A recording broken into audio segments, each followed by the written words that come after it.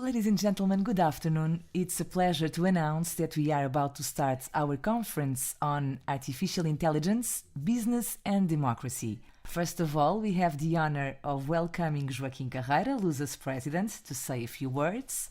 And after that, we are going to have a brief presentation on how business and government can lead in the era of AI from one of our distinguished speakers. From Miami to Lisbon, we have Marcia Narine Weldon. She is the director of the Transactional Skills Program and faculty coordinator at the University of Miami School of Law. One of these days, during a conference, another one about artificial intelligence, she said that we live in the most exciting and scary time. So we will talk about that and try to find some answers like what will AI regulation be like, how can companies develop skills in this context, or what are the risks and opportunities for society. After Marcia's presentation, we will have a strong debate with Marcia, of course, and another distinguished speaker, Admiral António Gameiro Marques, that has a master's degree in electrical and computer engineering completed in California. Nowadays, he is the General Director of the National Security Authority, which includes the National Cybersecurity Center. It will be a debate moderated by Luísa Meireles, journalist and editor-in-chief at Lusa. Let me remind you that the audience, including the Zoom audience, will have the opportunity to ask some questions to our speakers. Thank you so much for joining us today. Hope you all have a great 2 hours here with us.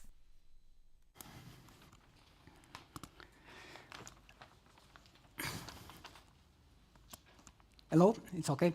Okay, it's good afternoon to all of you. It's a big pleasure for us to have this conference today from an important subject in a challenging and disruptive era that we are passing nowadays.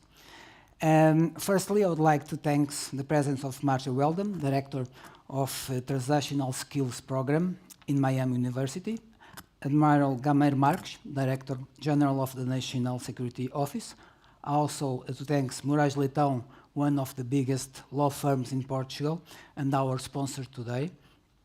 All the guests and participants that are here and also attending remotely. I'm going to have a small words or small comments about AI from my perspective. This is a manager perspective, which I'm very keen to do it. As you know, AI is not an invention anymore. It's already innovation. So this means that it's among us, it's among all our day by day. So, and we cannot run away from it. Anyway, we are already there. We cannot forget that technology is a force that converting what once was a scarcity, was scarce into abundance. In great part of the cases, hence progress for humankind. In other areas is a source of big concerns, like for example in the area of media, through misinformation, through deepfakes, lack of credibility, property rights, biases, decreasing or transforming jobs, and other areas also. From my point of view, also we stand now at the edge of another technological renaissance. Change doesn't just happen. It's built on a legacy, and this is legacy that makes this technology is a new one. This technology pace is not linear anymore, is completely exponential, is delivering exponential organizations. For example, in 1990, the internet takes 7 years for having 100 million users. This year, ChatGPT, only in 2 months, takes the same amount, 100 million users. Other characteristics for me is very important and is also related to there is a bundle of technology that are coming at the same time, at the same pace, and this makes like virtual reality, robotization, nanotechnology, synthetic biology. Based on that, I think we have to be very careful on the pros and cons of artificial intelligence. In the first place, I think it's imperative to have ethical guidelines and regulations, despite the fact, as I spoken some time before, is very slow normally, the regulations to put in place, and takes a lot of time. We also have to upgrade our skills and competencies, our mindset, for example, to have adaptability, critical thinking, curiosity, emotional intelligence on the way, in order to embrace this change. If not, like in a fiction movie, instead of upskilling or reskilling, we have a replacing. So replacing of humans by super intelligence. And my main point is that humans should always be on the driver's seat. So after this, I think we're going to discuss this in more detail from Marcia. I'd like to thank all of you for this time and attention, and I would like to hand over to Marcia Weldon.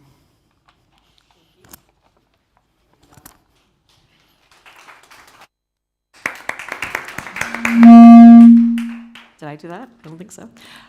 Nice to see you all. I speak very quickly. This is the slowest I'm going to speak. But there are 3 people in the audience who will tell me to slow down by hand motions. So I'm glad to be here. I want to talk to you about the good, the bad, and the ugly. For those of you who are Clint Eastwood fans, you'll know the reference. There's a lot of good. Increased efficiencies, medicine, education, there's lots of good. There's some bad. Job losses. We'll talk about the future of work. And then there's some ugly, the threat to democracy. I will throw out lots of terrible problems, and the Rear Admiral will solve them because he's part of government. And then I'm going to end on a hopeful note, because I am hopeful. So if you ask ChatGPT, because every presentation on AI has to start with somebody asking ChatGPT something, this is what it says that it does. And it enables machines to generate data that didn't exist before. And you can use it for text, images, etc. I have a 27-year-old son who's a photographer and a graphic artist. He used Midjourney, which is another AI, and basically is probably going to be out of a job unless he learns how to do these things. We've heard Bill Gates. He says the development of AI is as fundamental as the creation of microprocessor, the personal computer, the internet, and the last thing was mobile phone. It got cut off. Some people say it's the greatest thing since fire. But then you have several signatories, including some of the most prominent people in AI. And right now we're talking about generative AI.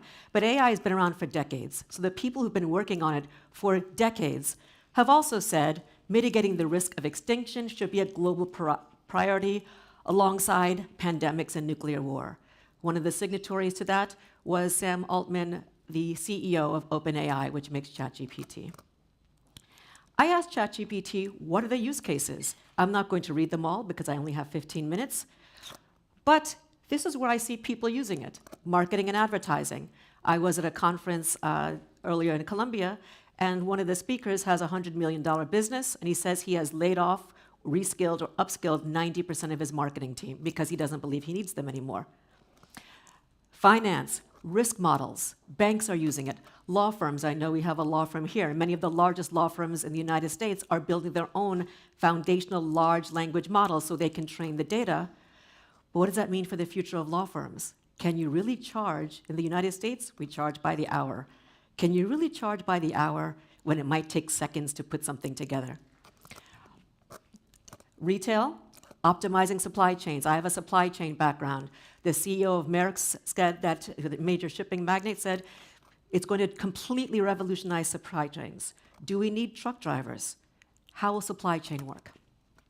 Entertainment, music, art. I'm not going to read these. I asked ChatGPT to list what are the pros for business people to think about. So when you look at it, it gave a pretty sophisticated answer. It goes through all of the different things that will make sense for businesses. So the fact that you are here or listening on Zoom means you already know that there's an imperative. I fear for those who don't. Prototyping, product design, data augmentation, risk mitigation. I'm going to start with the good. The medical advances are incredible. They've actually found that some models are able to have higher accuracy than doctors, including on empathy, which is more scary than anything else. In the United States, a lot of doctors aren't very empathetic. I'm sure it's very different here in Portugal. But if people say we need that human touch, and the models are now more empathetic than human beings, what do we need doctors for? But I think about the access to healthcare in parts of the world where there's shortages of doctors, speeding new drugs to market. Personalized medicine, as opposed to you getting an antibiotic because that's the way they think it works, you might get something very specific. Cancer detection. My mother is 86. She just finished chemotherapy for lung cancer. When they discovered it, she was at stage 3. Imagine if they could have discovered it years before. Education. The picture on the side is from Khan Academy. Khan Academy, which develops tutorials for children, is now working with OpenAI because they want to have a tutor in every pocket for every person.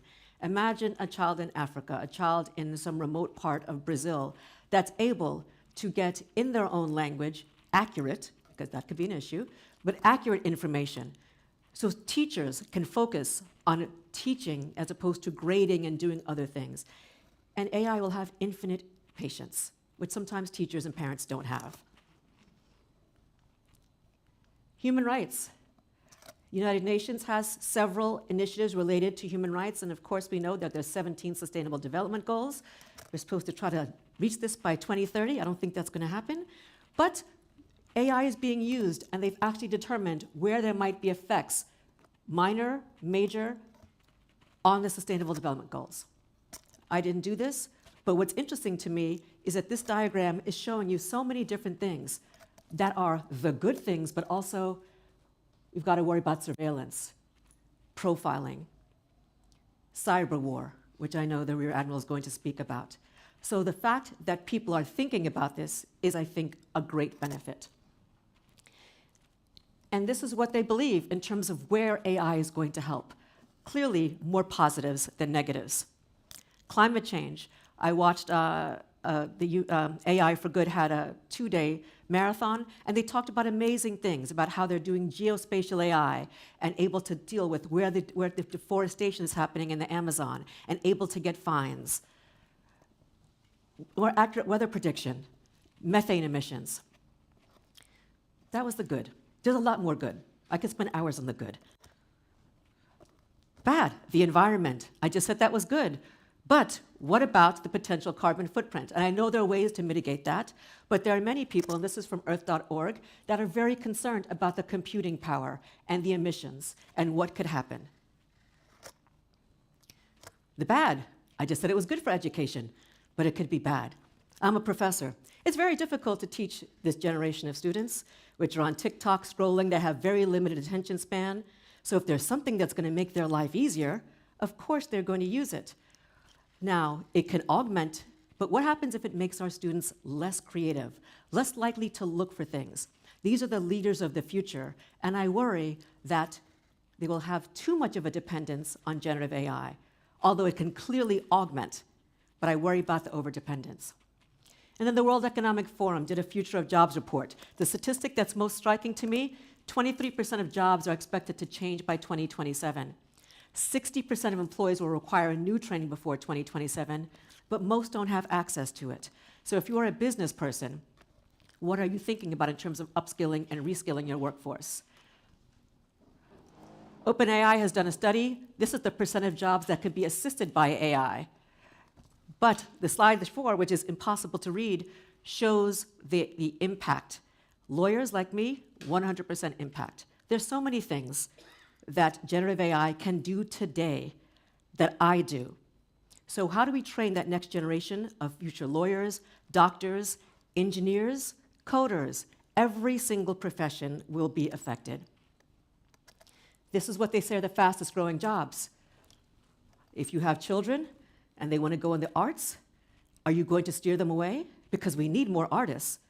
But if you look at the top jobs, machine learning specialists, business intelligence, all these analysts, what generative AI is really good at is at summarizing and figuring out patterns.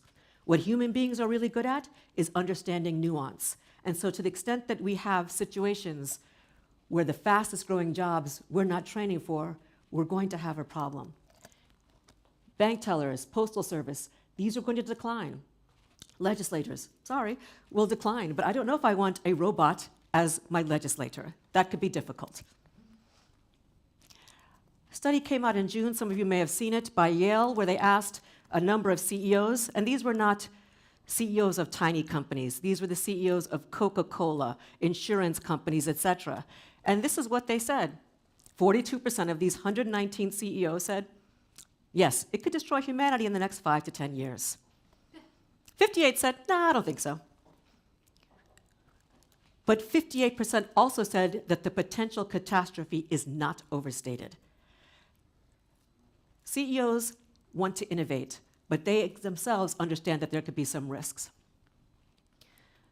So my question is, are we going to see more automation or more augmentation? The goal of AI is to be able to augment, to free you up to do the things that you really want to do. But if we have too much automation and we're new industrial revolution, what does that mean? By the way, the people who are safest from AI, dishwashers, athletes, people that have to actually be there. Okay? You really don't want to have, I live in Miami, I live down the street from Messi, thank God. I have never seen him, but I don't want a robot Messi running around. I want him, injured or not. Okay? Access to justice, this is good and bad. All over the world, there are people who cannot afford lawyers, cannot afford legal services, and they desperately need them. So in one way, you think, this would be fantastic, because I told you before about the benefits for education. However, generative AI has a huge problem, and that's the concept of what they call hallucinations, where sometimes it will just make things up. I heard a commentator said, it's like a bratty teenager. They always think they're right, and they'll lie. That's the best way to think about it. If that's the case, should we have people? I saw a person who was the director of a nonprofit, and she said, I redrafted all my bylaws by putting it into ChatGPT. I was worried about that because it's going to miss things. I tried to draft a contract with ChatGPT, and it was amazing, but it was missing 4 important clauses. I know that because I'm a contract person, and I teach it. But if I was a layperson, I would never call my lawyer again. Plus, you could put things in. Somebody put this in. All of this information was wrong. And we even had a lawyer who turned in a brief citing cases that he got from ChatGPT. None of the cases existed. He was fined $5,000. I'm embarrassed from the legal profession. And he, by the way, was not a new lawyer. He was a lawyer who'd been practicing for decades. He got the cases, then he asked ChatGPT, are these correct? And it said yes, and he cited them. Legal issues. The United States Copyright Office has said, you're not going to have copyright protection from things that you generate from AI because there's no human involved. Unauthorized access to personal information is going to be much easier. This is why so many people have a concern about the GDPR and AI. Web scraping, if they're scraping the web, the way that you get your information is because it scrapes all of this publicly information, some of that which may be protected by copyright. Cybersecurity threats and malpractice issues for doctors and lawyers.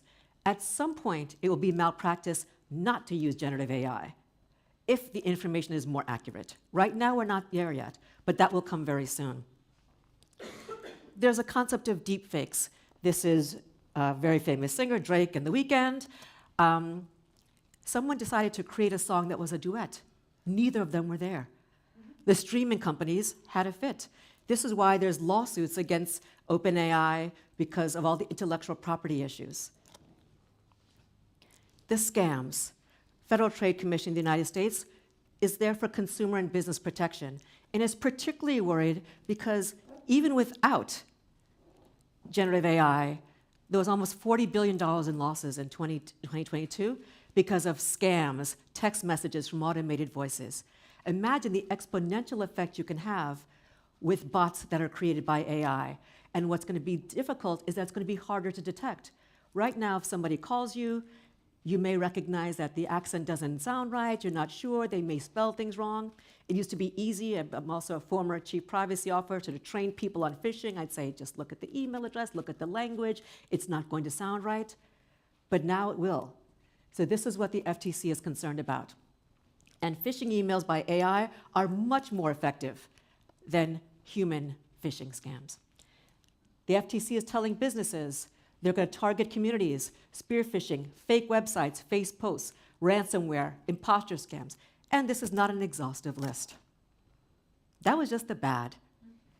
Now I'm going to get to the ugly. Am I talking slowly enough? Because this is really hard for me to do, so I'm just going to make sure. We talked about deepfakes. Again, this is where your image and likeness and possibly voice can be cloned. By the way, I didn't show you one other thing. One of the things, I think it's on this slide or another slide, right now AI is being used to make believable people that do undesirable acts. False nude photos for extortion.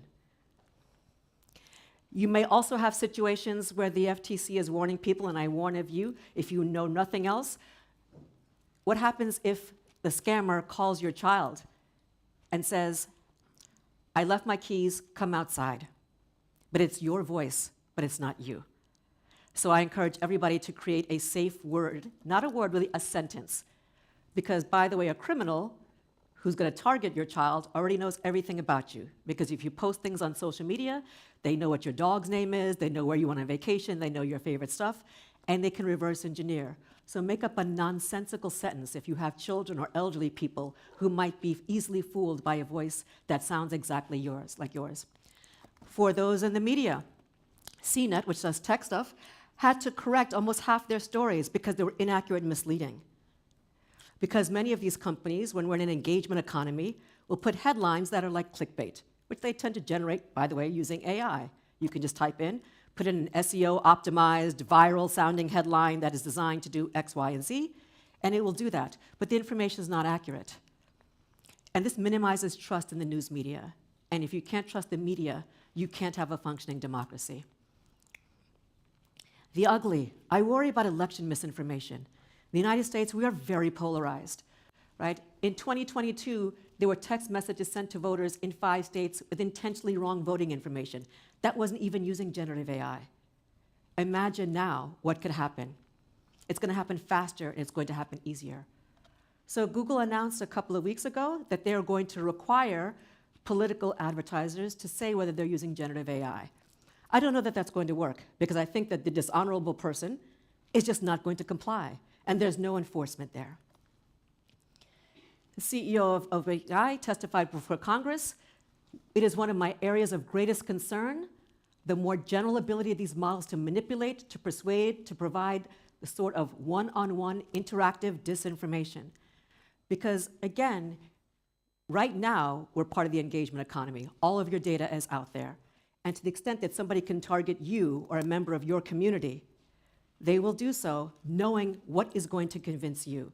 What will influence this young lady in the beautiful blue jacket is not going to influence you, and it will be targeted. My son did this yesterday. That is not Donald Trump. That's using Midjourney. Now, if you just looked at it, and there was a headline that said, Donald Trump says, storm the courthouses where he's on trial, right? Because if you got the voice, you could do that. This is what I worry about. The deepfakes for political candidates and political rivals, because that's already happening. So one question I ask you to think about, are we creating millions of fake humans with all of these bots that can influence people? This is already happening now, but it's going to get worse. Facebook, or Meta, removed lots of bots that they believe came from China to spread misinformation on Facebook. They have to do even more of that. And again, how do we stop that? I want you to think about whether the fate of humanity is in the hands of a few small companies. Google, Anthropic, which has ethical AI through Claude 2, OpenAI, all of these companies, Elon Musk building his own. But then you also have countries, China building their own large language models. And do governments really have the technical expertise? Maybe Portugal is different. Government workers in the United States don't make as much money as people do in the private sector. If that's the case, and I want to make a lot of money, do I stay in the private sector or do I go to government? Which means you'll have a significant information asymmetry because the people that know the tech will always know more than the people that are in the government. So what can governments do to entice the people with the knowledge? Because regulating when you don't understand something is a huge recipe for disaster. What about the rogue governments or individuals who are not friendly to democracy, who very easily can develop misinformation or disinformation campaigns? And then there's a thought of artificial general intelligence. This is that Terminator thing when the robots are going to take over the world. Even Sam Altman from OpenAI, he has a bunker and that kind of stuff. And even he has said, if we get to this point, my bunker cannot help me. Okay? Is it going to be 5 years, 20 years, 50 years, 100 years? We don't know. But many futurists will tell you that the technological innovations that have happened in the past 100 years are going to happen in the next 5 years. That's going to be the pace of change. So the question for you all is if whether you're ready. Because I think failure to regulate development and deployment, that is what's going to destroy democracy. Under these circumstances, why am I hopeful? I'm hopeful because the EU AI Act, although not perfect, is a start. Thinking about it, and I'm not going to go, and by the way, this is from the, an EU governmental website, and they actually put at the bottom, image from the EU Parliament generated by AI, right? So this is theirs. Because, by the way, that's part of what the EU AI Act requires. So I'm not going to go through all of these things, but at least they're thinking about it. They're thinking about it in India. The OECD has various resources. I know the Rear Admiral is releasing a report that was put out in June of this year. And the United States, we're a little divided, you might say. It was amazing to me that 60 US senators met with Chuck Schumer and others to discuss AI with the major people in the tech industry. Microsoft, NVIDIA, everybody, including, by the way, the Motion Picture Association. For those of you that may not know, there was a huge writer strike. It ended last night. Why were the writers and actors on strike? Because of the fear of AI. That's not the only reason, but that was a large reason. And I heard the other day that 84% of the film industry in the UK is dependent on Hollywood. So they were getting a hit. Okay? You have the teachers union. So the players that were in the room should be there. That makes me hopeful. You have public-private partnerships on the SDGs. This was September 18th from the State Department, announced that they have accelerating progress on the Sustainable Development Goals. They had representatives from Kenya, Morocco, Singapore, Spain, the UK, OECD, et cetera, there. And companies made pledges. IBM said, look, we know this is a problem. We're going to go ahead and train 2 million learners in the next 3 years. It's not enough, but it's a start. Microsoft is going to train people. Amazon is announcing scholarships. And then if you are a business, I really recommend that you look at this, partnershiponai.org. They cite the United Nations Guiding Principles on Business and Human Rights, but they actually have a framework where you can determine what part of your employees' jobs will be affected by AI. And it is a very good framework. So they look at job impact. They have a list of signals. They analyze distribution and harms. And it's upstream and downstream. And then they give you specific stakeholder recommendations. So if you create AI, you use AI, you're a policymaker, whoever you are. So I'm hopeful because, again, we're giving people resources. And then if you ever felt depressed, you should go on AI for Good. You can find their videos on YouTube where they talk about how they're using AI in the arts, how they're using AI to help children with disabilities. There's so many good things that are happening. But I'll say the time is running out, right? Because we can't wait. The US government, very optimistic. We may even have a shutdown. We can't pass anything. But we allegedly will have AI legislation by the end of the year. I don't think that's going to happen. Because you have some legislators that are saying, we're going to take a hard line, and you have others that are saying, self-regulation may be a little bit better. Let's have a light touch. And many in the US think the EU has gone too far. But at least it's a start.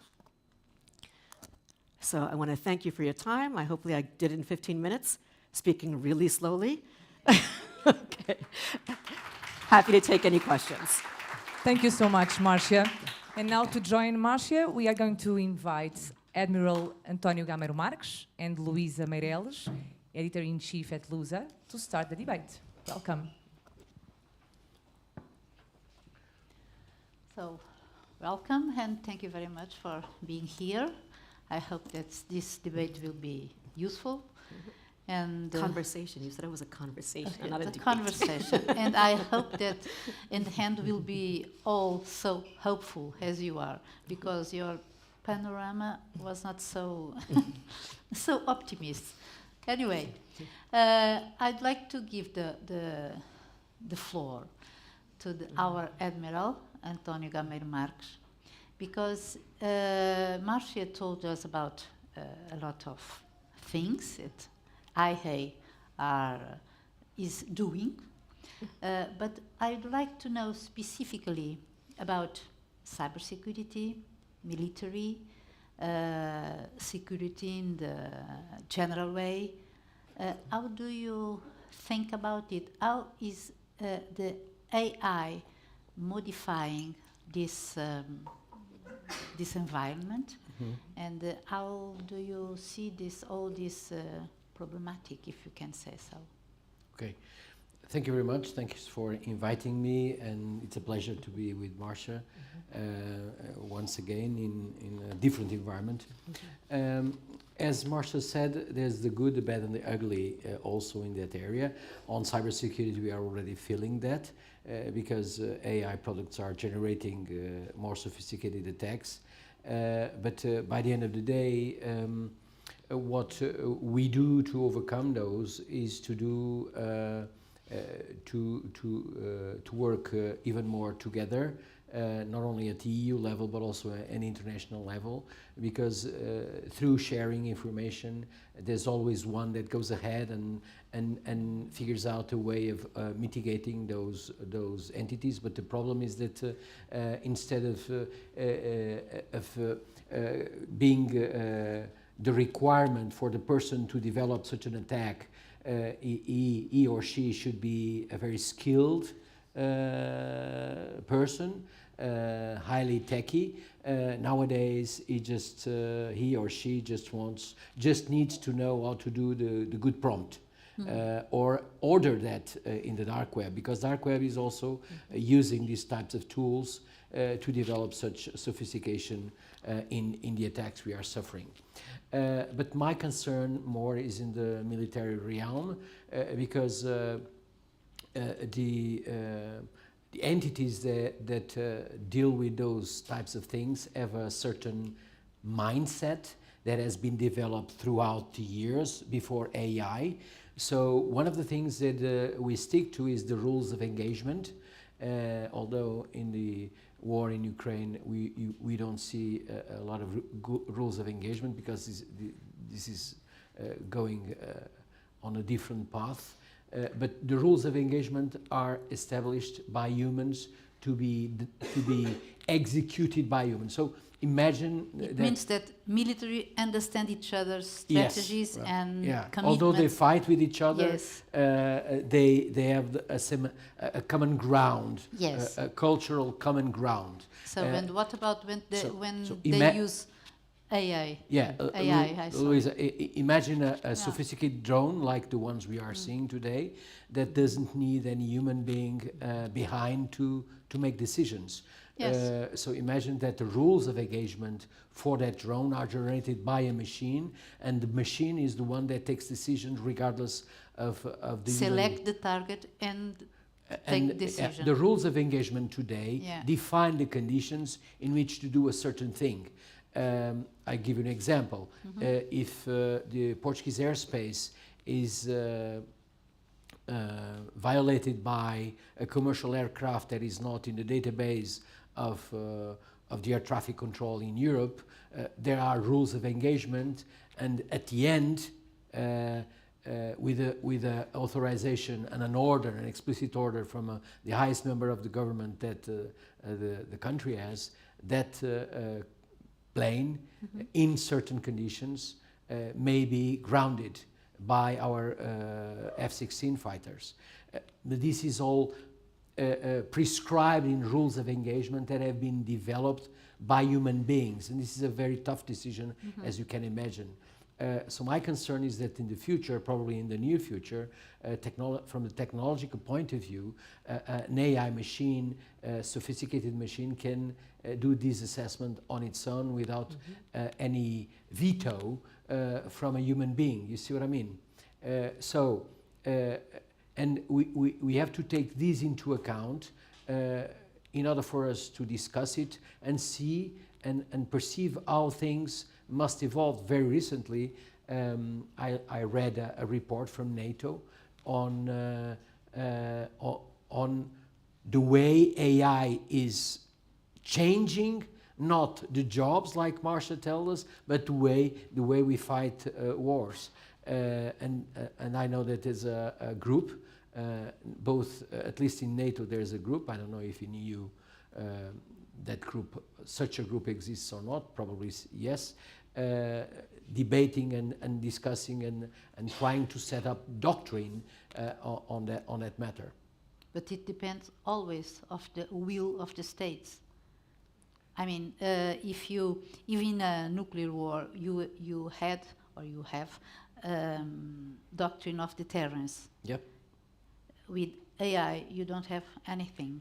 So now we don't. That's the reason why I concur with Marcia when she says that there should be a regulation. Of course, regulation takes time to develop. And as a citizen from a democratic country, I would really enjoy. I would really hope, probably from you, a little bit optimistic, that U.S., Canada, and EU, at least those blocks of countries that are only 38% of the world population that live in democracy, could align themselves on what regulation AI should stick to in order for us to protect our own way of living. Although, and you know my opinion on that, I don't like to look at things only from the negative point of view. I think that these types of technologies can also help us on being better citizens, on assessing more frequently and more transparently what the governments we have elected are doing on our behalf. Corruption, for instance, can be probably more targeted, more easily targeted with AI. We have a unicorn, a Portuguese unicorn, which is Vidzai, that uses AI to pinpoint fraud in banking transactions. Why shouldn't we do it for those that we elect and govern our lives every day? Probably this is utopic, but I really wish this could happen one day. In 5 or 10 or 100 years? Probably in 5 years we'll... Okay. Marcia, you are a lawyer. And let me put you, to you the following, a question, or not a question. I think that you are aware, I don't know. This week, last week in Spain, in a small town of Spain, a group of young boys posted in the social media photos, nude photos, of colleagues, some young girls. They add the photos with the girls dressed, and with using AI, they naked them. Okay, so they posted these photos in social media. So it was a social alarm in this small village or small town.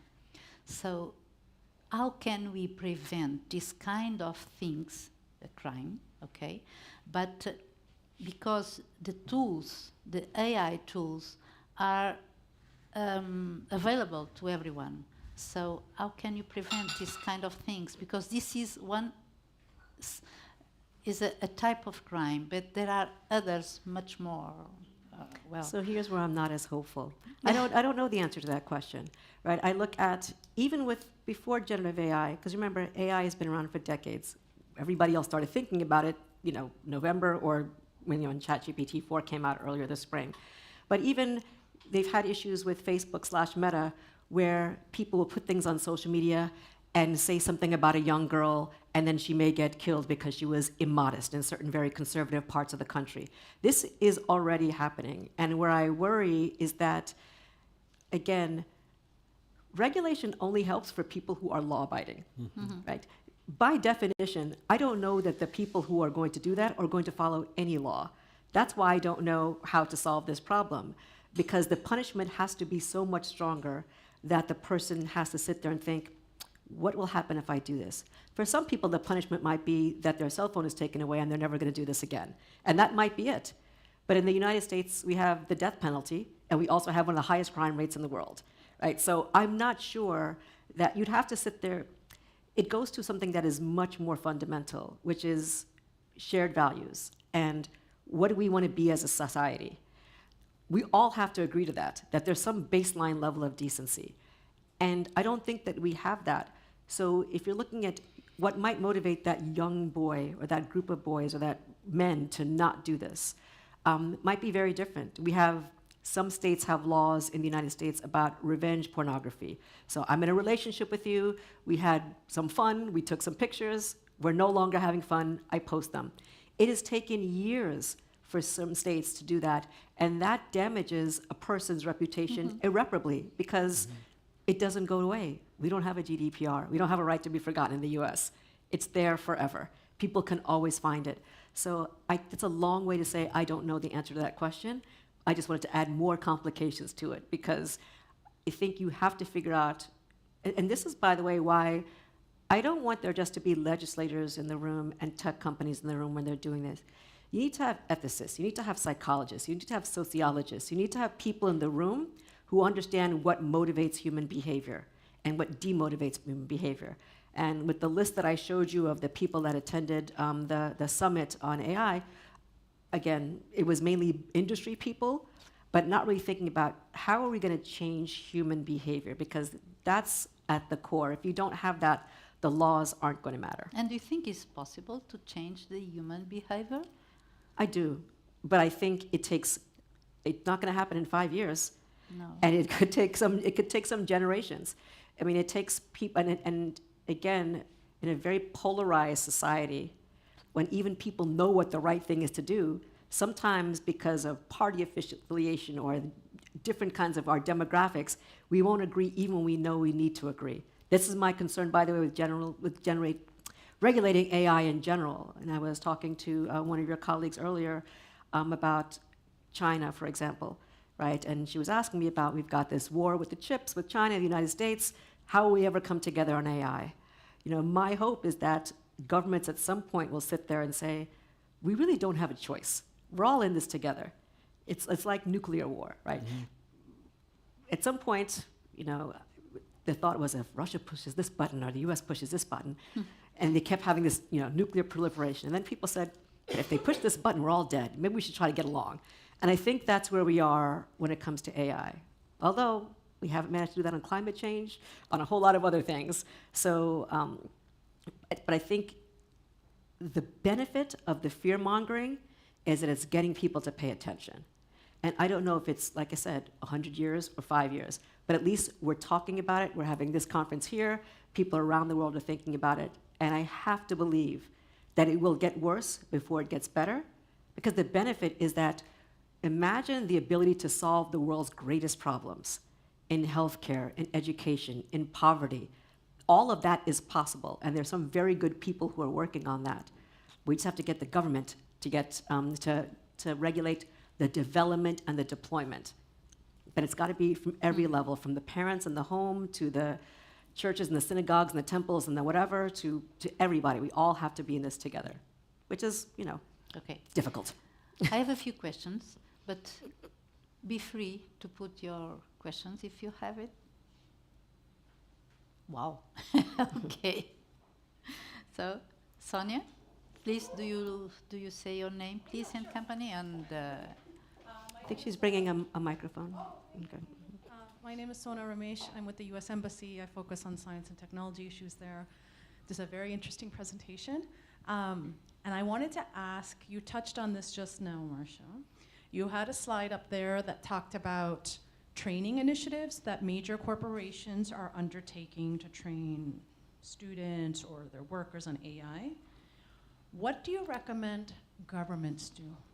How should they train their officials, right? Because you raised this. They had that meeting with the senators and Chuck Schumer. With all respect to elected officials, they are generalists. Most of them don't know any of these issues in detail, but then you had the technology companies who maybe have a little bit of tunnel vision, and they only know those issues, right? So if we're gonna regulate, what would you specifically recommend to governments to do to train their officials? I would recommend that, because it's not my money, although I guess it is because I'm a taxpayer. I would like my taxpayer dollars to go to poaching the best and brightest minds from industry, even for a few years or a few months, where the focus is on it's game over if we don't get this right. And I do think that you have some good people who could be willing to do that, but it's difficult when you have, there's small companies that are startups that are going to be making billions of dollars. The market cap for OpenAI is ridiculous. Started as a nonprofit, now it's worth, I think, $30 billion, I heard a couple of days ago, because now it's a for-profit entity. If you don't get I don't think you can train, because there's only so much you can train. I know enough to be dangerous, right? You don't want me making regulation, right? But I also used to work for a company where I used to run our political giving. And I would meet with people in Washington who are generalists. And I'd say, I don't think you should do the law this way. You should do the law that way. And they'd say, okay. And it was easy because they didn't know. And I think of the financial crisis. Every major crisis we've had is because legislators governed when they didn't know what they were talking about, and business was able to bring in some loopholes. It's now the time to take advantage of the fact, because I've never seen this in the history of business, that businesses are asking to be regulated. And I think we need to go beyond congressional hearings and people traveling around the world and meeting with world leaders and schmoozing to say, if this is that important, if you're going to say, yes, this is like a nuclear war and pandemics, then come and work for us for a while. Kind of open it up. Let us know, because you can't train these government workers who also have to worry about privacy and climate change and hurricanes and earthquakes to also become AI specialists when people have been doing that for 30 years. Right? I sit there and I read, I've taken like a class on AI for programmers, and I stopped after 20 minutes and I don't need to know this. Why am I doing this? But people regulating do need to know this. And I look at the analog for, there's a rule in the United States called Section 230, which regulates the social media companies. Supreme Court justices literally said, we are not qualified to talk about how to regulate the internet. That's the Supreme Court of the United States. At least they acknowledged it, right? That's what worries me the most, that I think you have a lot of great, well-meaning AI people who think that government officials are going to think about these issues as deeply. To say we're going to have legislation by the end of December is ambitious when we can't pass almost anything else in the United States. And this will be the most important legislation ever. So governments should pay handsomely and, again, should think about what's the end goal and what are we doing this for? Because I think many political, I can't speak, and I'm not speaking on behalf of the government, and I can't speak for any other government. What I see is a lot of politicians have their own personal agendas. And I worry that the end goal is not, let's improve education, let's improve healthcare, let's solve this climate change problem. Because if we all got together, and business and industry, and they were literally living, if industry was living there in the congressional halls, sitting there on a day-to-day basis, not coming by for a coffee and talking for 20 minutes and leaving, then you could see some change. And my taxpayer dollars, I'm happy to go for that. Complementing your question, I think our goal must be not only the public workers, but also but above all, start from very early stages of our society. We remember that in this country some years ago there was a campaign targeting young kids to be more to act more sustainably. Don't put papers on ground. Don't act according to the best rules of social behavior, and they were the ones that taught their parents and grandparents to behave accordingly. So I think we should also have some initiatives on a certain level of early education to introduce these aspects. I don't know how, but I think we should do it. because otherwise, when they wake up to reality, AI is there, and they don't know how to deal with it. Neither do their parents. So I think this process is generally very effective, not very efficient, but very effective. Introducing these themes very early. But in Portugal, you know if we are implementing some public policies about this? As far as I know, we aren't. We are doing it in the cybersecurity area through the Center for Safer Internet, but with AI, I'm not aware of that.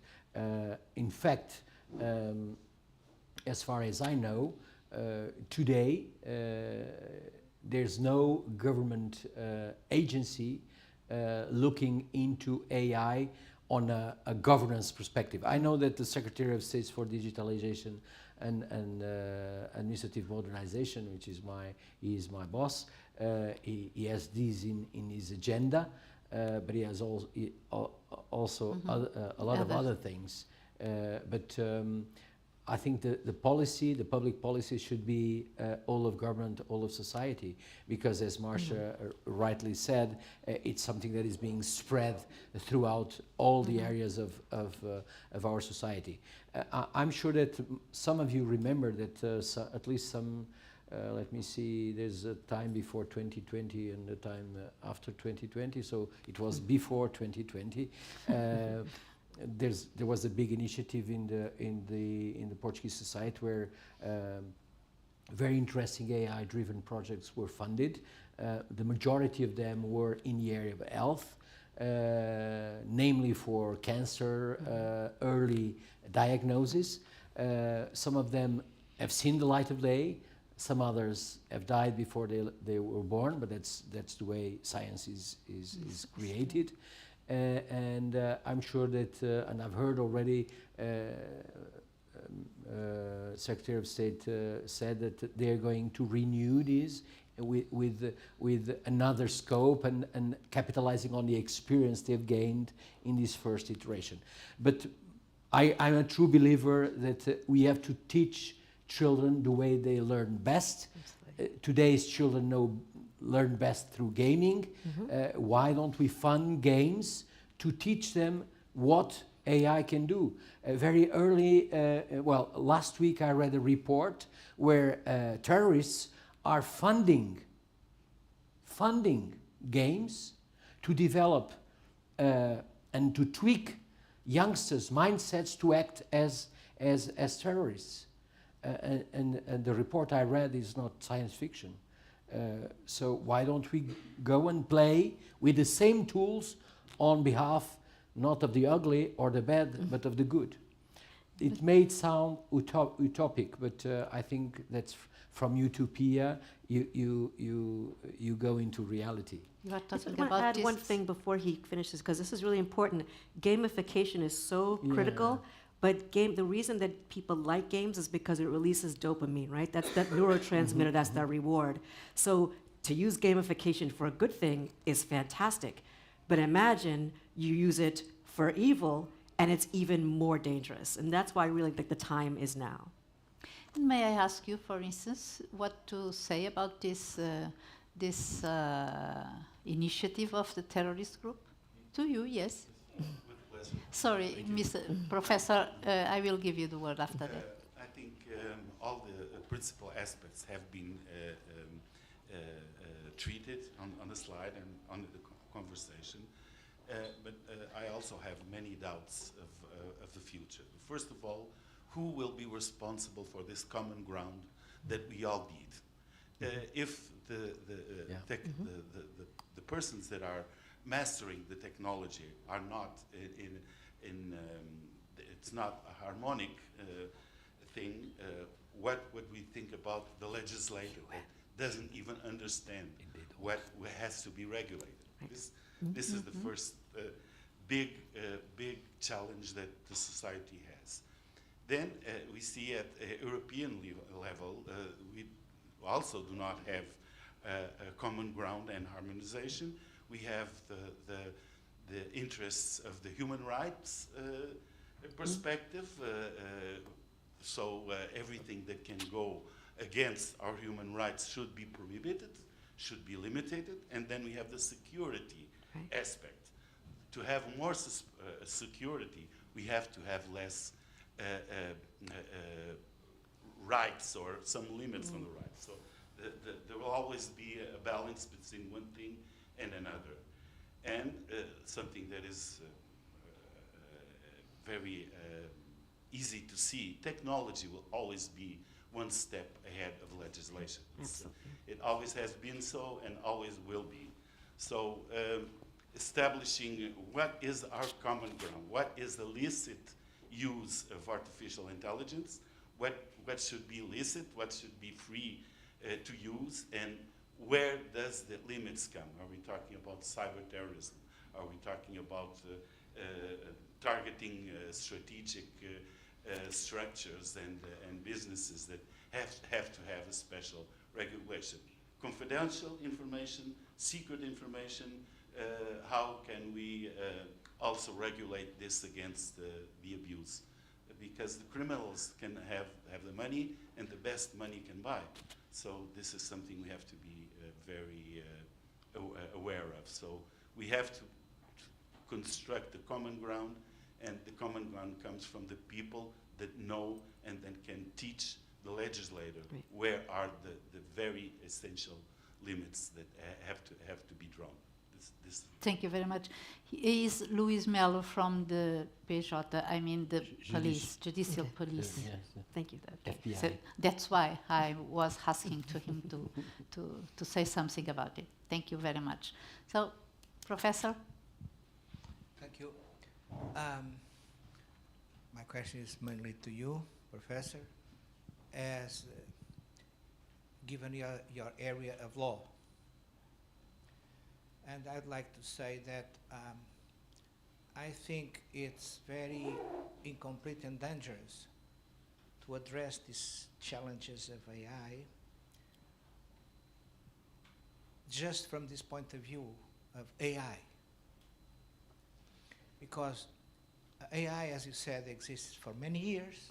What we're seeing now is an explosion of capability, of applications, but in fact there is not much new.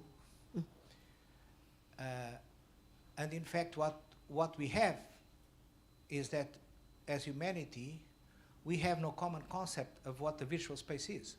Exactly. But we have a common concept of what the physical space is, because we have thousands of years of living in the physical space.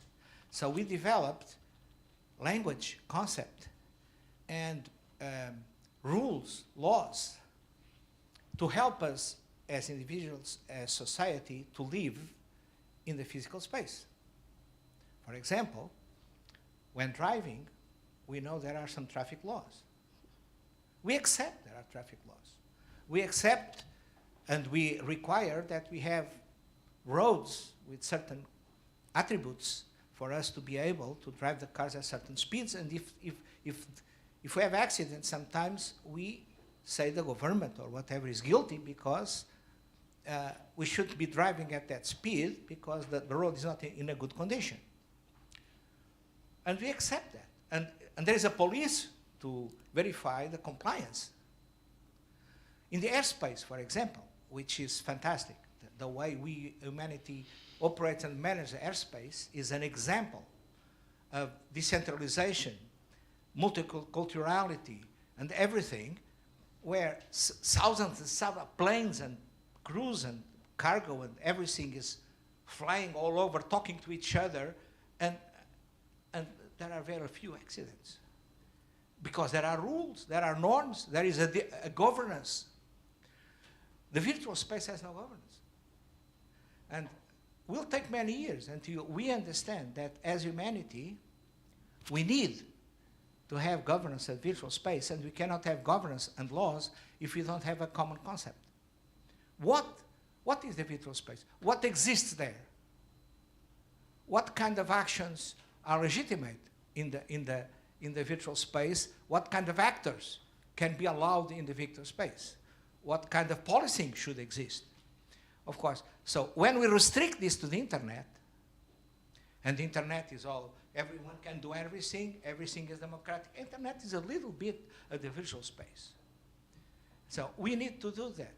And I'd like, you see, I think your profession is at fault. I agree. I had a big discussion in Coimbra, our top, they say, law schools, and I got frustrated because I could have no dialogue.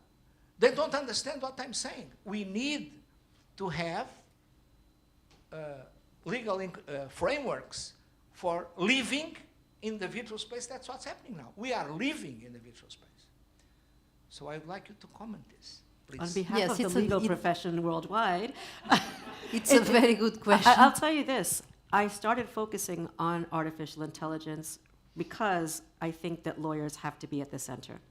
And so in October, I'm doing a presentation on legal issues that lawyers need to be aware of. The ethical issues, as well as some of those things. I didn't even talk about so many other areas where AI touches.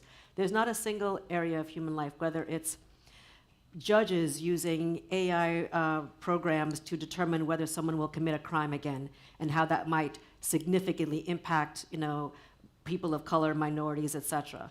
Whether it's what legislation should look like, who the judges are. We talked about when the crypto and all kinds of things started happening, the SEC hired lots of people because they didn't know how to deal with it, right? And I think that's what lawyers need to think about now, because the lawyers are the ones that are going to be the judges. In the US Congress, we have a significant amount of lawyers that are in the Congress, or their legislative aides tend to go to law school. It's why I'm so focused on teaching these issues in law school, and I also teach an ethics and technology class in the School of Engineering, because this next generation is coming up. The problem is that lawyers can be a little arrogant, and sometimes we don't know what we don't know, and we assume that we can get a law book and legislate anything. You have some lawyers who don't even use email. Right? So to have those lawyers, or their secretary will read it for them. So to have those lawyers do something is a different issue. Problem from a US perspective is that every state has its own ethical rules and their own rules, because we are very decentralized. And then you have a situation where lawyers will say, that's not for us, that's for the scientists. Tell me what I need to know and I'll write a rule for it. That's the problem. I think lawyers need to be in the room with the technologists, because I think we're going to go from, and this is not my word, from a democracy to a technocracy, right? Where you will have these the people whose names were on that slide about who attended, they're going to make the rules. And if the lawyers are not there, I think of the concept back when people were starting to talk about blockchain and they were looking at things like smart contracts. Lawyers weren't there, right? And so lawyers came late. Lawyers come late to everything with technology, and then try to figure it out and try to legislate something they don't understand. So I have no answer to your question, other than to say, I agree with you. I don't say it's the lawyer's fault, but it's the lawyer's problem, okay? Whether it's our fault, it is our problem, and we have to be there, ground zero, working on it. That's why I'm glad to see so many classes in law schools. But I agree with you. We have to start when the children are very young, because you'll come a point when AI is so powerful and the tools are so accessible that you may have some 10-year-old creating something, not a 10-year-old child prodigy, like a regular 10-year-old being able to create something that could be significantly destructive. So I'll take the heat for the lawyers, but I think about the teachers. What are we teaching in school? Right? I think about the parents. And also, who also needs to be at the table are people who are poor and impoverished, who don't ever have a say in anything. Because they're the ones who are going to be, yes, IBM is going to try to train people, but the people in marginalized communities are not necessarily getting access to this training. So the digital divide that already exists will be even bigger. And that knowledge gap, you'll have the people that know and the people that don't, which is why I think things will get much worse, and then they will get better, because I'm still optimistic.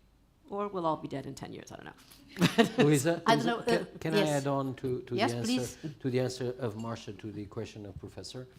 I have some hope, because I don't see nowadays professions in a stovepipe manner as you have described.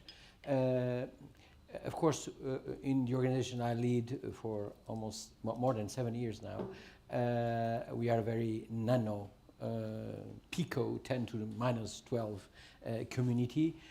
But we have a judge working with us for 3 years.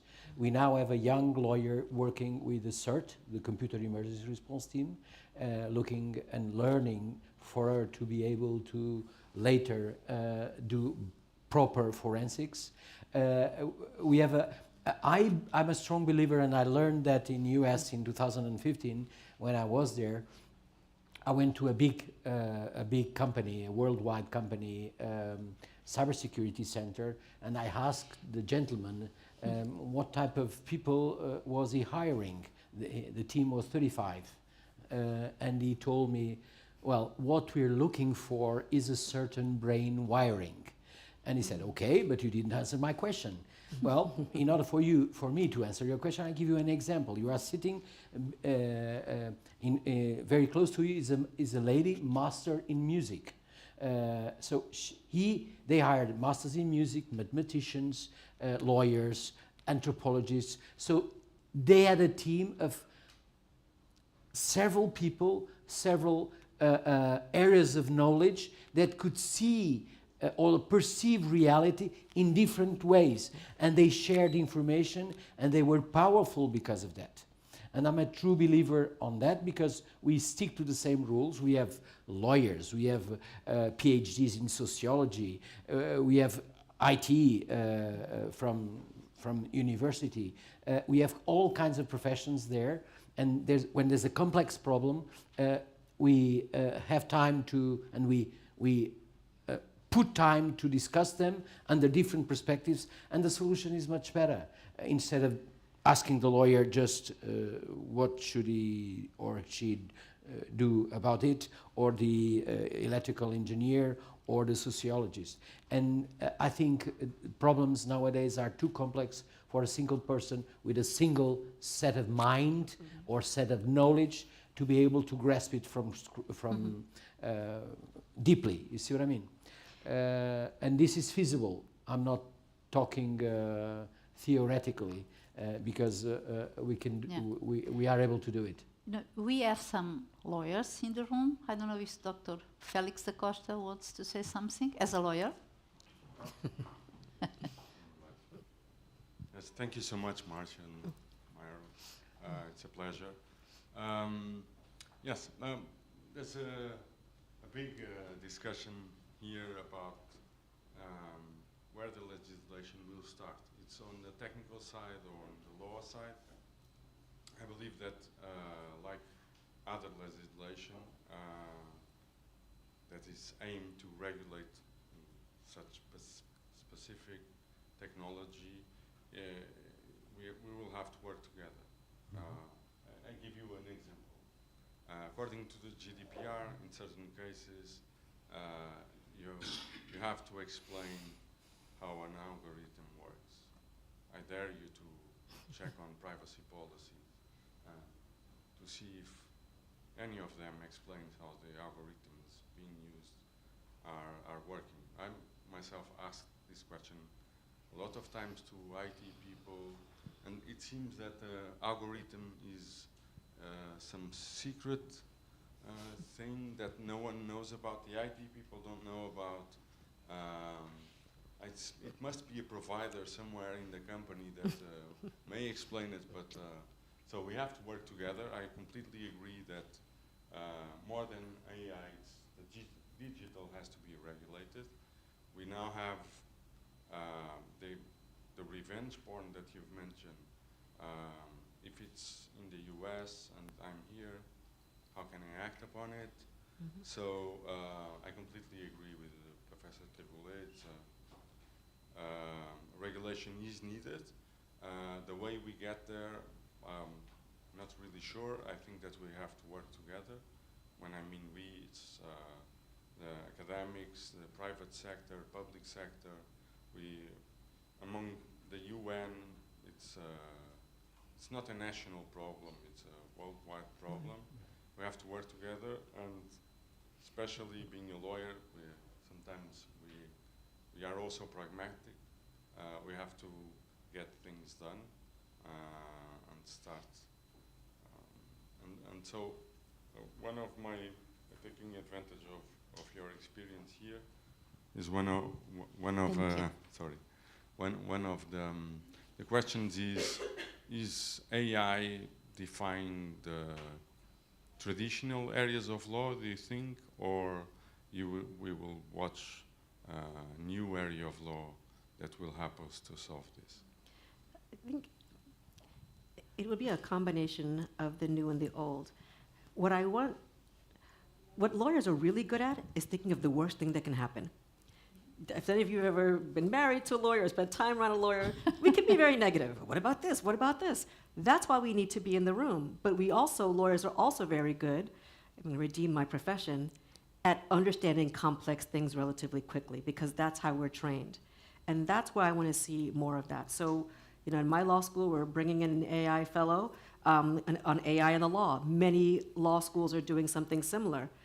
But again, it shouldn't be up to the lawyers to help think, again, the sociologists, what's the impact of this? You talk about, we were just talking about human rights a few minutes ago, right? Human rights due diligence you have to do, right? We should be doing that due diligence and thinking about how are we going to create ethical, human-centered, explainable AI, not just let's worry about that cyber criminal. So it will take, the entire village of I think we need like a brain trust of just the smartest people that you can find in the world. The government sit there and say, we're going to pick the best people, not that they're going to lock them in a room till they come up with a solution. But I'm always thinking, it's like, you can't leave. But if you were to do something and say, you've been handpicked by your government, and we want you to all work together, and it's going to take some time, but we want you to come out with some solutions. The lawyer should be there, but what the lawyers should not do is try to stop the innovative thinking that sometimes can happen. Because sometimes we can sit there and say, well, you can't do that, you can't do that, you can't do that. Because we need to think about, the jobs that don't exist yet, the problems that we don't even know can come. When you look at AI, and yes, it's been around for decades, the people that have been dealing with generative AI will also tell you, we didn't know it could do this. It just happened. It just started teaching itself. That's what I'm worried about, right? And lawyers, we're not trained to think about that because we're trained, this is what the rule says, this is what the statute says, let's apply the rule to the law. So we have to just train lawyers just to think differently. I've also co-taught a course in design thinking, right? There's lots of different ways that we can think about how to solve problems, but the way we currently think about it is not going to work, even with the smartest lawyers around. You talk about algorithm and how it works. And I would like to ask Mr. Paulo Santos to say something about this. You are a specialist on this, so please. Maybe I'm going to make a different question because I was thinking something in my mind, and I've enjoyed a lot this presentation and presenting the good, the bad, and the ugly. And I was thinking that if we look at the internet, we also have the good, the bad, and the ugly. But the good for humanity overcome all of the bad and the ugly, maybe without lots of regulation. So my question for you is, can we hope for something like that with artificial intelligence? Maybe the good will be so huge that will overcome all of the bad things that will come from here? I think if we have the right legislation, the answer is yes. I don't know what that right legislation looks like. I don't know how to do that. But that's why I said I'm hopeful. I'm hopeful because at least serious people are thinking about it. And any legislation is going to have spirited debate, even on the least important things. This is the most important thing. You asked earlier what government should be doing. Government should be spending 50% of their time thinking about this and should sit there and say, let's prioritize what we have to deal with. Okay, climate change, absolutely, existential threat. Making sure we don't have another worldwide pandemic, absolutely. And AI has to be at the top of the list. And so governments themselves have to prioritize. So I don't know what that legislation looks like or how it happens, but I know if we I'll have a committee meeting over here, we'll have a task force over here, that won't happen because I don't want to be the fearmonger where some people are like, there's no good, the good will be completely outweighed by the bad, we'll all be dead, so stop thinking about it. That could happen. I prefer to be optimistic, because otherwise the alternative is too depressing to think about, and I would never get out of bed. But I do think we have to devote all the manpower, the woman power, the money, the resources, to make this the #1 priority that every government is focusing on. If I was the Secretary General of the UN, this would be one of my top priorities. And I know there are, of course, many initiatives that the UN is working on, and I know that there was discussion about it at the General Assembly recently, right? But this should be the top priority because it affects every other aspect of life for every other person on the planet. There's not a single person that won't be affected by it in some way. Mm-hmm. May I yes, compliment? please. Yes, but you were asking me something? Yes, precisely about this, because in her speech in the European Parliament, Ursula von der Leyen talked about or calls for a global approach, for a panel of specialists in the world, among the states, to solve and to discuss this kind of issues, and to set some kind of, regulation, legislation, whatever. Yeah, I concur. Do you think it's possible?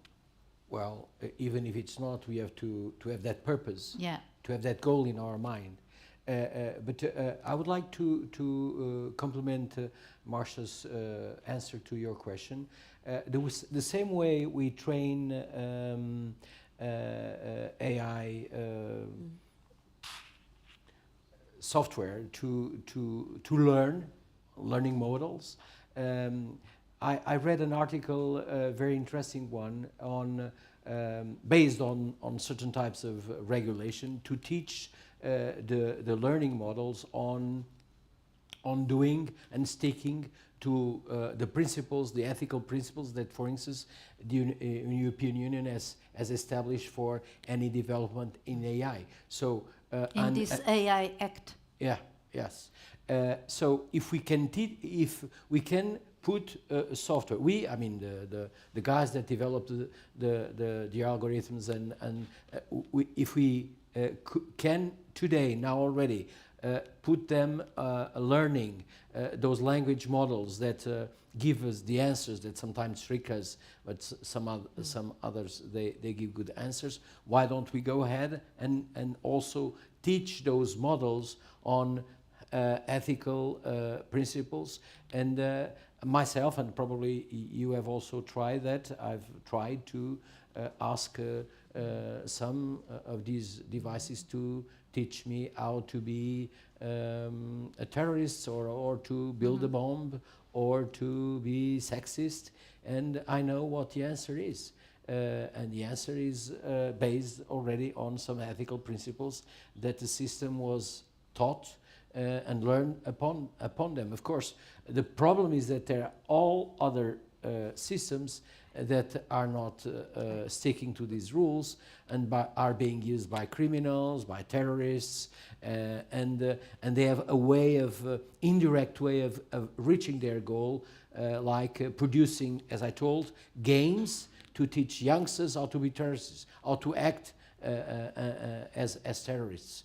And this is the problem that I don't know the answer to, but I agree that we should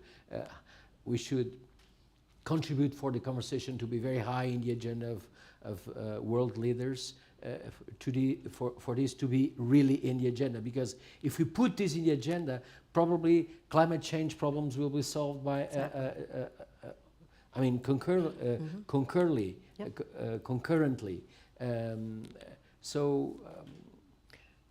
Anyway. It's difficult. It's difficult, yes. I don't know, Marcia, we all know that AI is a tool, not a creature. But as humans grow and learn from AI, humans won't be tempted to treat AI as a human being, because we know they have no intention, no motivation, no ethics, no emotion. But sometimes they say pardon, and they say they are sorry. But is possible to set those goals to the AI, and AI develop them? Emotion, intention, ethics, or some kind of... People are working on that right now, and they've been working on that for decades. And so I don't know how many of you use ChatGPT. This is a little example, right? I use it every day. I have a podcast, I do all kind of other stuff. And so sometimes I'll say, and I speak to it like a human being. Hi, I'd like you to do the blah, blah, blah. Thank you so much. I hope you're having a good day. Literally like this. And then I'll say, can you tweak that? Certainly, blah, blah, blah. And then when I just put in, fix this to do this, I don't get the certainly or sorry, no problem. All of a sudden, it gets me a very curt answer, right? I have to wonder, how was that programmed? And remember, we can do all the program we want. If we started today and only flooded, the algorithm, that, elusive algorithm in the sky, with only good things, we'd still have to deal with all of the other things that are there, right? So at Section 230, I told you that was about to regulate the internet. Twitter put in a brief with the Supreme Court and said it would take 181 million years for the average person to be able to get through everything on the internet. What that means is we would have to be able to flood these algorithms with good, ethical, human-centered, privacy-focused information to combat all the other stuff that's there, all the algorithmic bias that's there from the people that put the information in. And every time you use generative AI, you are continuing to train, right? So to the extent that there are bad individuals, they're going to continue to train the models and perpetuate it. All the disinformation that goes in is continuing to train the models. And the problem is good people don't know, and good people take it as though it's a search engine. Google is a search engine, the generative AI gives you an answer. That's a big difference, right? So if I'm searching for something, I can make my own determination of, do I want this source, do I want that source? But the average person that goes on and uses any of the generative AIs to get an answer thinks that is the answer. Even though it says on the bottom for ChatGPT, nothing after September 2021, this may not be truthful, but people are so happy to have an answer. I saw a woman last week, she were on a panel together on AI, she was a nonprofit director. She said, over the summer, in a space of a week, I got rid of 2 years' worth of work just using generative AI. And she said, my biggest fear is that I can't use it anymore. And I was like, you used it for your bylaws? You used it for this? How do you know it's right? But she's just so happy because it's off her plate. That's what I worry about. I worry about the terrorists as well, but I worry about the people who are uninformed, who think this is the answer. I don't need to hire a lawyer. This is the answer. I've spoken to so many CFOs who say, I never understand what my lawyer is telling me. Whatever they tell me, I just put it in ChatGPT and I get the answer. I said, there's so many problems with that. Stop, don't do that anymore. But that's what my biggest fear is, that, not my biggest, because I gave you about 5 biggest fears. This is a fear, that we'll think it's the answer and we'll think it's right, and we don't have the computing power or the time to combat the misinformation, the disinformation that's already there. Can it be done? I believe anything can be done. With enough money, with enough time, with enough resources.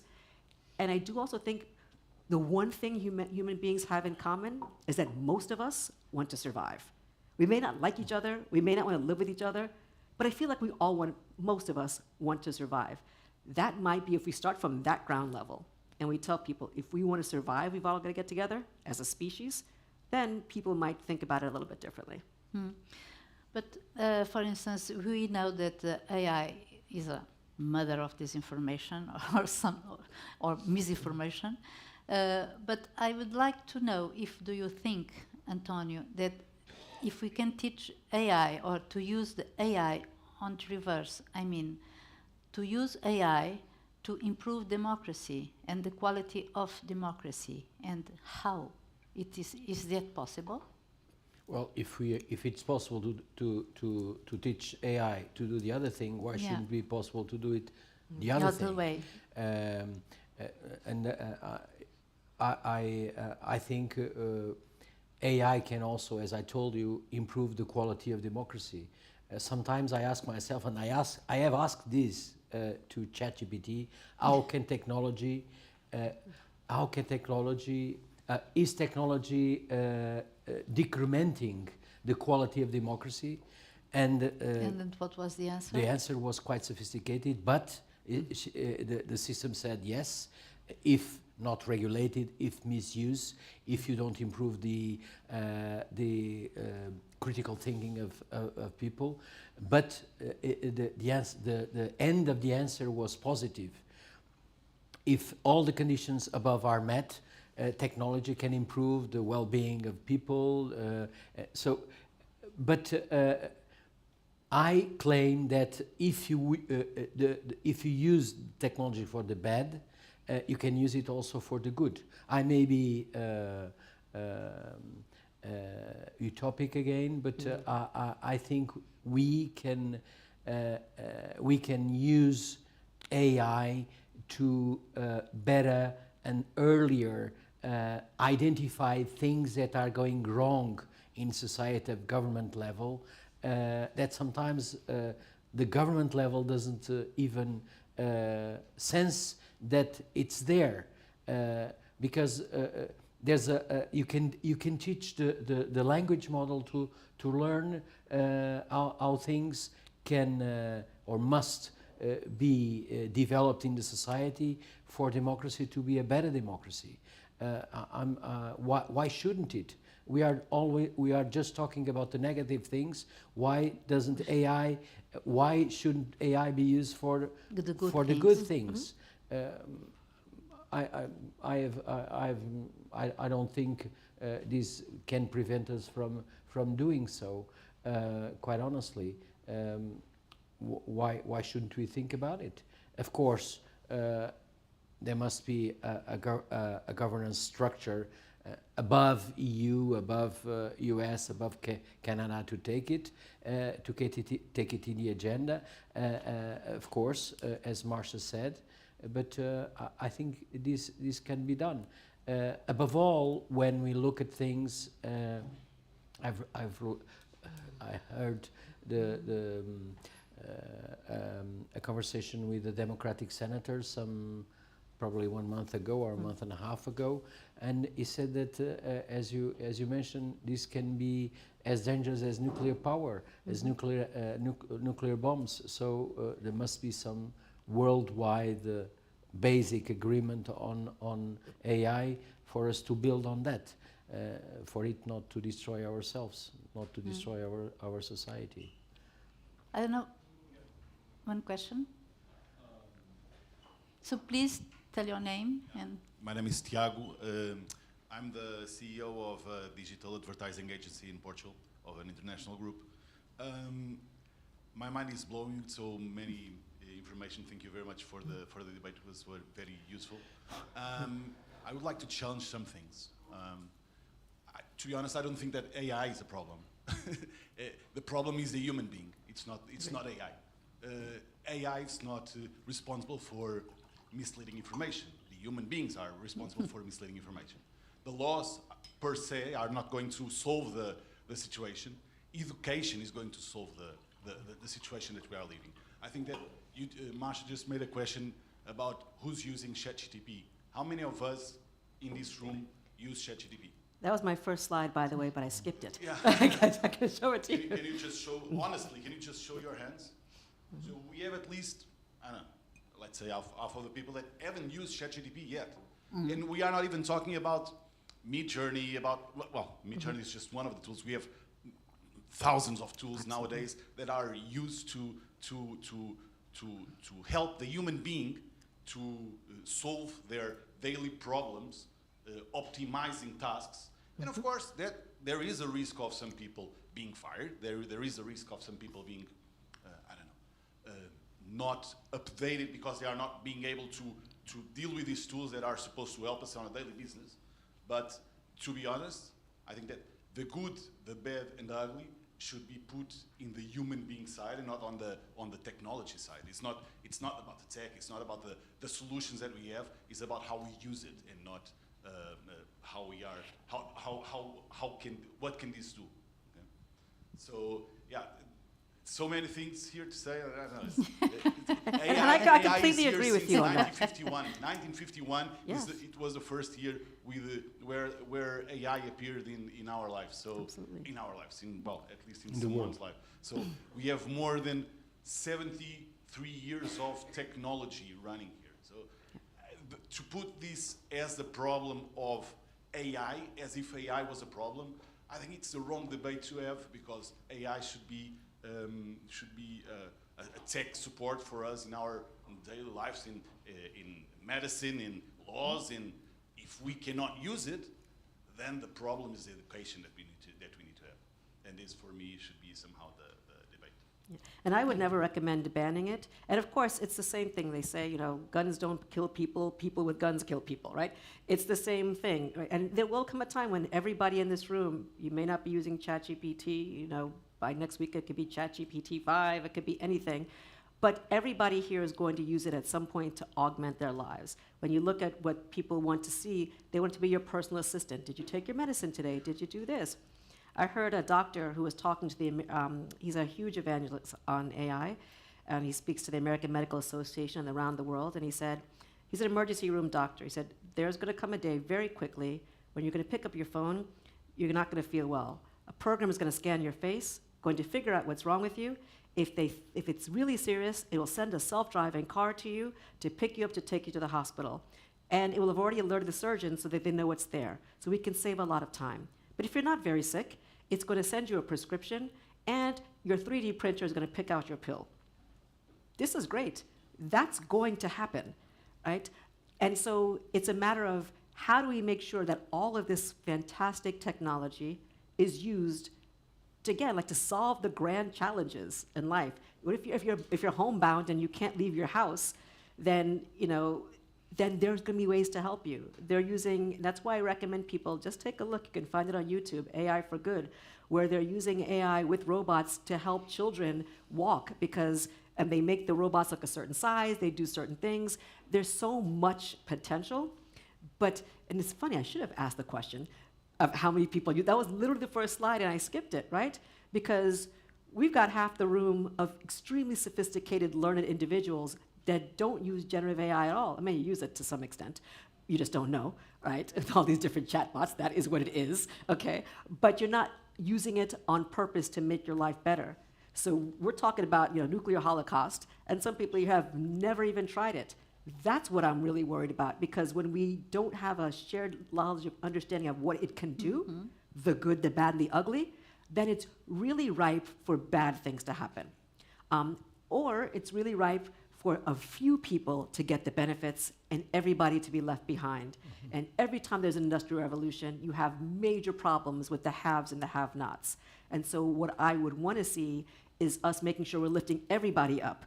So that woman who spent her summer and got 2 years worth of work done in a few days, I want to see more of that. Well, we have to educate on, but be careful about this. Please use it, but be careful about that. We should be, in my school, I didn't care what the university said about what people could use for ChatGPT. I said, I can't have law students go in the profession and not know how to use this information, right? So luckily, the law school has done different things, but around the country, we're saying, let's use it so that we know what's working and what's not. Because again, if we don't know, we're ignorant and we don't know the benefits and things. But on whole, on balance, I think it's a great thing.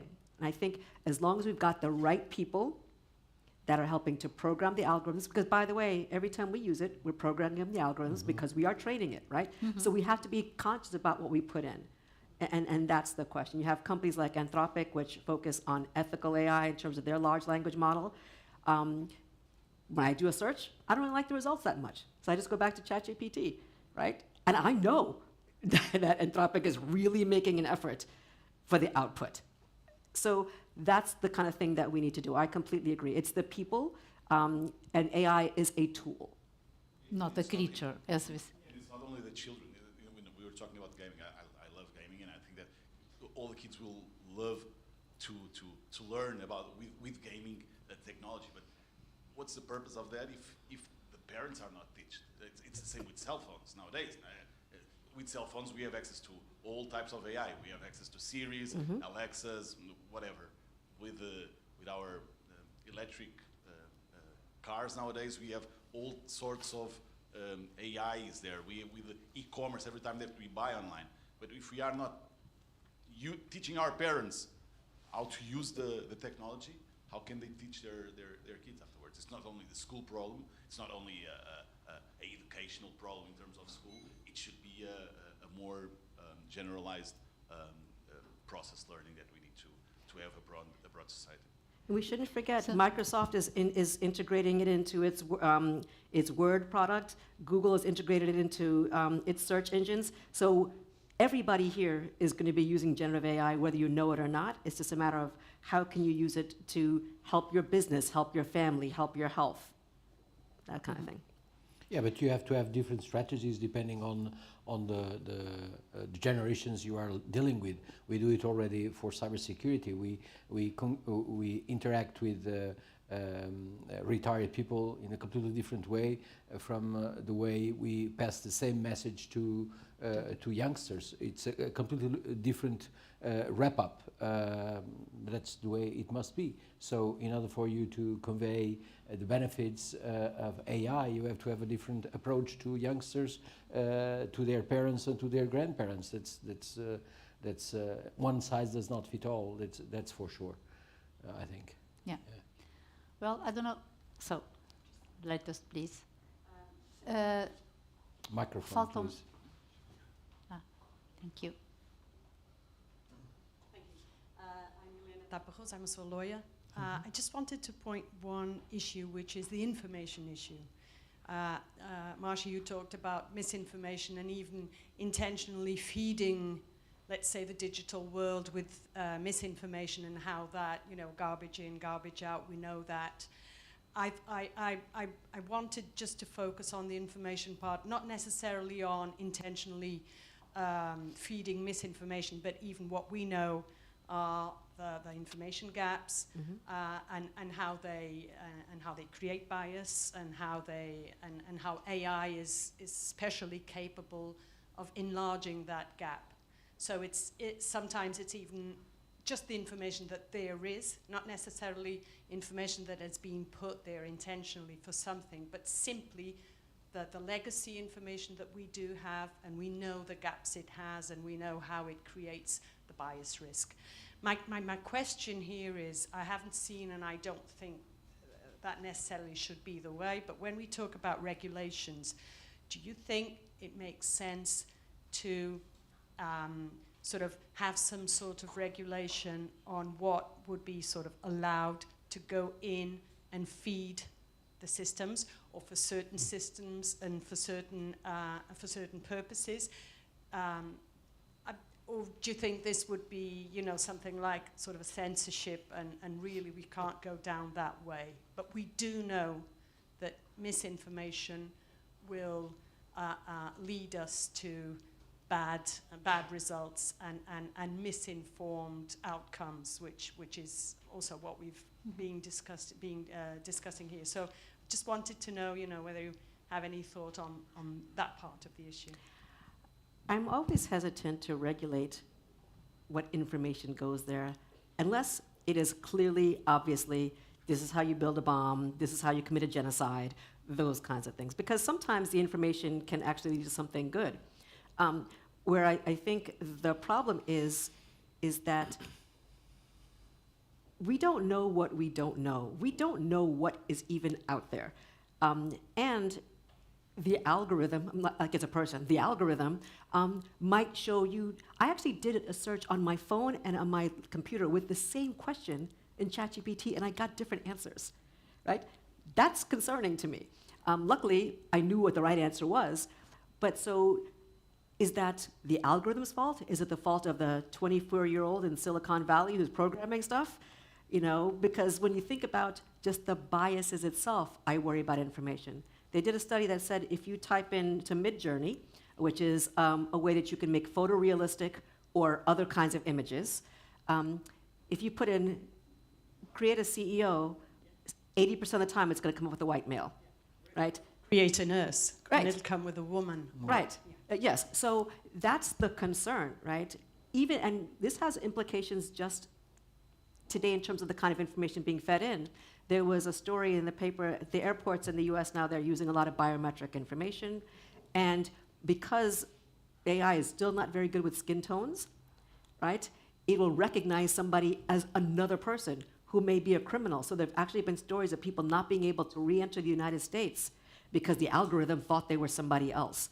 This is what I worry about. So when we talk about training and what information is, I think you've got to get to those developers, those coders, et cetera, to have them have some kind of sensitivity about, do you understand what you're putting in? The content moderators who are taking things off of AI. There was an article talking about because there are people who sit there and say, this can't go in. Those people, there was a contract that ended 8 months early because the people were so traumatized by what they were seeing going in. This is the problem that, by the way, Facebook and Meta and other companies have right now when they have content moderators that all day long their job is to look for things about Nazis, rapes, wars, murders, etc. That's debilitating. So you have people that are having PTSD just because they're trying to keep, the internet and the algorithm safe. So should we regulate what goes in? I don't know, because there could be, sometimes we need the outrage so we can sit there and say, we've had enough. So I don't know if that really answers your question. I don't know why I said I would answer any questions about regulation or legislation, because that's above my pay grade. That's why I didn't run for office. So I don't know if you have any more questions, because it's time to end this session, but it was very, very useful and hopeful. So keep hope alive. Thank you very much for everybody, and thank you especially to you, Marcia, and to you, Antonio. I'm just a listener. A listener, yes. An attentive listener, by the way. Okay. So we have a bye-bye coffee if you want. So thank you very much. Thank you for your great questions.